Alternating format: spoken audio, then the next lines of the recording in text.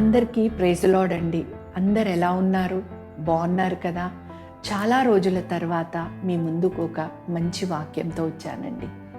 అయితే రోమియోలకు రాసిన పత్రిక 4వ అధ్యాయము 3వ వచనంలో మనం చూసినట్లయితే, అబ్రహాము దేవుని నమ్మెను, అది అతనికి నీతిగా ఎంచబడెను. అయితే అబ్రహాముకి దేవుడు ఇచ్చిన మాటను అబ్రహాము దాన్ని నమ్మడం ద్వారా దేవుడు ఆయనని నీతిమంతుడుగా ప్రకటించాడు.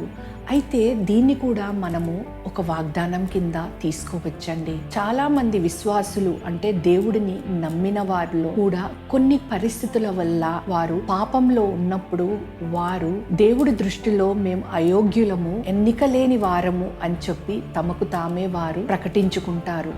కానీ రోమియోలకు రాసిన పత్రిక 4వ అధ్యాయము 7వ వచనంలో మనం చూసినట్లయితే మీ పాపాలు క్షమింపబడ్డాయని రాయబడి ఉంది. అట్లా అని మీరు ఇంకా పాపంలో కొనసాగుతుంటే దేవుడు వారిని నీతిమంతులుగా పిలుస్తాడా లేదా నీతిమంతులుగా చూస్తాడా అని అనుకోవచ్చు.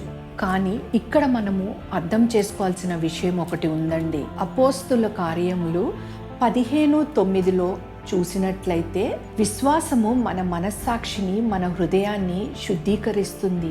దీన్ని బట్టి విశ్వాసం అనేది ఎంత శక్తిగలదో తెలుస్తుంది. హెబ్రీయులకు రాసిన పత్రిక 9:14 చూసినట్లయితే, నిత్యుడగు ఆత్మ ద్వారా తన్ను తాను దేవునికి నిర్దోషిగాను అర్పించుకొనిన క్రీస్తు యొక్క రక్తము నిర్జీవ క్రియలను విడిచి జీవము గల దేవుని సేవించుటకు మన మనస్సాక్షిని ఎంతో ఎక్కువగా శుద్ధి చేయును. అయితే ఇక్కడ మనం చూసినట్లయితే విశ్వాసం అనేది మీలో నిర్జీవమైన క్రియల నుంచి శుద్ధీకరించేసి జీవము గల దేవునికి సేవించడంలో మార్పు తీసుకొస్తుంది. రోమియోలకు రాసిన పత్రిక 4వ అధ్యాయము 16వ వచనంలో మనం చూసినట్లయితే, ఈ హేతువు చేతను ఆ వాగ్దానము యావత్ సంతతికి అనగా ధర్మశాస్త్రం కలవారికి మాత్రమే కాక అబ్రహామునకున్నట్టు విశ్వాసం గల వారికి కూడా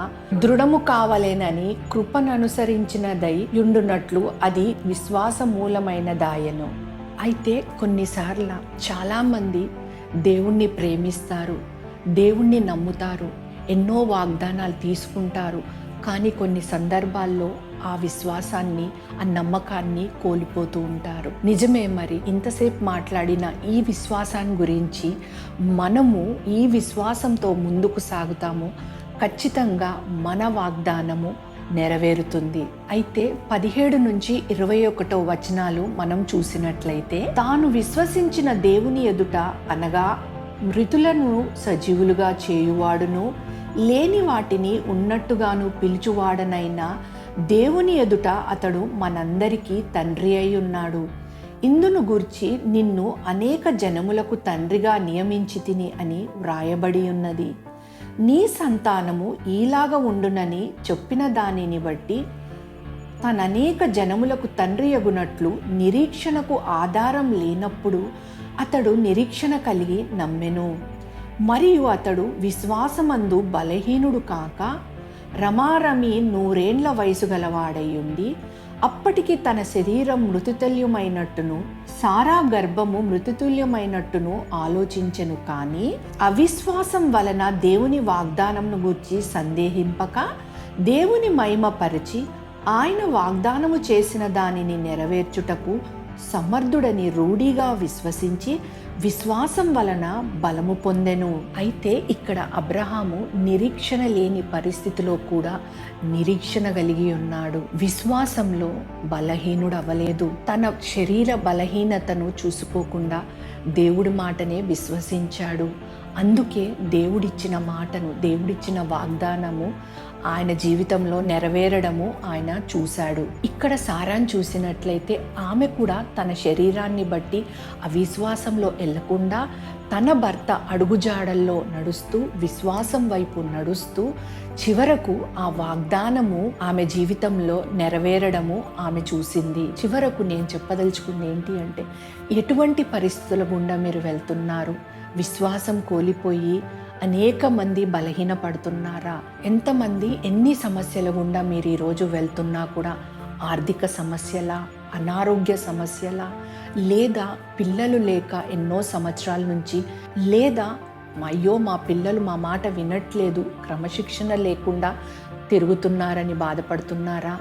లేదా కోర్టు కేసుల్లోనా, ఇంకా వేరే ఏమన్నా కేసుల్లో మీరు ఇరుక్కుపోయి ఉన్నారా? లేదా సంపాదన సరిపోక పిల్లలని ఫారెన్కి పంపించి అక్కడ కూడా చాలని డబ్బుతో పిల్లలు నలిగిపోతున్నారా? ఇన్ని సమస్యల గుండా మీరు ఎవరైనా వెళ్తున్నట్టయితే ఈరోజు దేవుడు చెప్పమన్నది ఒకే ఒక మాట. ఎలాగైతే అబ్రహాము, సారా వాళ్ళ శరీరంలో ఉండే ఆ బలహీనతను కానీ, వారి వయస్సు కానీ అది చూసుకోకుండా కేవలము దేవుడు చెప్పాడు అన్న మాటను నమ్మాడు అబ్రహాము. అలాగే తన భార్య అయిన సారా కూడా అలాగే నమ్మింది. కాబట్టి చివరకు అంత గొప్ప వాగ్దానము వాళ్ళ జీవితంలో నెరవేరింది. అట్లాగే మీరు కూడా ఈరోజు అదే విశ్వాసం గుండా వెళ్ళి ప్రార్థించండి. ఎక్కడ కూడా అవిశ్వాసానికి చోటివ్వకండి. అలాగే ప్రార్థన చేస్తూ, విశ్వసిస్తూ, దేవుడు వాక్యాన్ని పలుకుతూ, భయంకరమైన పరిస్థితుల్లో ఉండి మా వల్ల కావట్లేదు అనుకున్నప్పుడు అపవాది ఎన్నో విధంగా మనల్ని ఇది జరగదు, నువ్వు ఇంకెందుకు ప్రార్థిస్తున్నావు, ఇంకా ఎందుకు డాక్టర్ల దగ్గరికి వెళ్తున్నావు, అయిపోయింది, ఏది వద్దు అని మిమ్మల్ని నిరుత్సాహపరచొచ్చు. కానీ మీరు దానికి ఆ పరిస్థితిలో ఆ వాక్యాన్ని పలకండి. మీరు విశ్వాసంలో ఎదగండి, విశ్వాసపు మాటలు ప్రకటించండి. అప్పుడు అపవాది అక్కడి నుంచి వెళ్ళిపోతుంది. గద్దించాలి అపవాదిని. ఆ రోజే మీరు విశ్వాసంలో ఎదుగుతారు. మీకిచ్చిన వాగ్దానాలన్నీ గట్టిగా పట్టుకొని ఆ విశ్వాసంలో ముందుకెళ్ళండి. ఖచ్చితంగా దేవుడు అక్షరాల ఆ వాగ్దానాలన్నీ మీ జీవితంలో నెరవేరుస్తాడు. మీరు ఖచ్చితంగా ఒక గొప్ప స్థాయిలోకి మీరు వెళ్తారు. మరొక విషయం అండి, ఈ మెసేజ్ రికార్డింగ్కి ముందు దేవుడు నాకు ఒక మాట గుర్తు చేశాడు. మీలో చాలామంది అనారోగ్యమైన పరిస్థితుల వల్ల లేదా భయంతో వెళ్తున్న వారు, ఫియర్సా, యాంగ్జైటీయా, పానిక్ అటాక్సా, ఆ సిచ్యువేషన్ గుండా వెళ్తున్న వారికి ఒక మాట అండి. అంటే పడుకుంటే భయానికి మాకు నిద్రలో ఏం జరుగుతుందో, మేమేమన్నా అయిపోతామేమో, పొద్దున్న లేసేలోపు మా ప్రాణం ఉంటుందో లేదో అనే భయంలో చాలామంది వెళ్తున్నారండి. పడుకోవట్లేదు, సరైన నిద్రలు లేవు. కానీ దేవుడు ఒక మాట చెప్పమంటున్నాడు. మీరు ఇదే విశ్వాసం గుండా వెళ్ళి ఇదే వాగ్దానాన్ని పట్టుకొని మీరు ప్రార్థించినట్టయితే, అపవాదికి చోటు ఇవ్వకుండా మీరు నమ్మినట్లయితే, ఈ అబ్రహాము వలె విశ్వాసం కలిగి మీరు ముందుకు నడిచినట్లయితే, మీరు ప్రతి సమస్య నుంచి మీరు బయటికి వస్తారు. చక్కగా హాయిగా కంటి నిండా మీరు నిద్రపోతారండి. ఇది మాత్రం దేవుడు ఈ మాట చెప్పమని నన్ను ప్రేరేపించాడండి. So thank you so much అండి. తిరిగి మళ్ళీ ఒక మంచి వాక్యంతో మళ్ళీ త్వరలో మీ ముందుకు వస్తానండి. ముందులాగా అంత గ్యాప్ అయితే రాదు. ఖచ్చితంగా నేను ఒక మంచి మెసేజ్తో మళ్ళీ మీ ముందుకు వస్తాను. Until then, thank you so much. God bless you all.